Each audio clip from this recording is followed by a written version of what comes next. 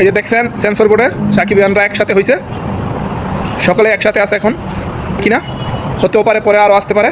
তো কিছু জনই এখন সেন্সর বোর্ডের সামনে দাঁড়িয়ে আছে, তো দেখতে থাকেন।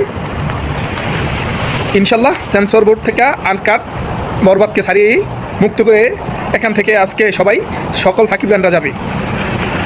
কথা একটাই, আনকাট সার্টিফিকেট চাই। আপনারা মার্ক দেন, তবু কাট করা যাবে না। আপনারা একটা ক্যাটাগরি দেন, তবু ভাইলেন্ট যেটাই হোক সিনেমা কাট করা যাবে না, কারণ এক একটা সিন অনেক গুরুত্বপূর্ণ, আর সিনেমার জন্য টাকা খরচ করা হয়েছে এই সিনগুলোর জন্য, এমনি সিনগুলো আসে নাই। তো আপাতত এখন এতটুকুই, পরবর্তী আপডেট আপনাদেরকে জানিয়ে দেওয়া হবে। আপনারা দেখতে থাকেন এবং চোখ রাখেন। যদি ভাই ভিডিওটা ভালো লেগে থাকে অবশ্যই একটু সাপোর্ট করেন, আপনাদের ভালোবাসা অতি প্রয়োজন, অনেকটাই দরকার। তো আবারও বলতেছি, যারা আসার ইচ্ছুক কাছে ভিতরে আছেন সবাই চলে আসেন, আর যারা একটু দূরে আছে তাদের একটু সময় লাগবে, দু একজনের সাথে আমার কথা হয়েছে, একটু সময় লাগবে, তারাও চলে আসতেছে। তো কোনো টেনশন নাই, ইনশাল্লাহ যেইটা নিয়ে আইসি ওইটা সফল করেই যাইব।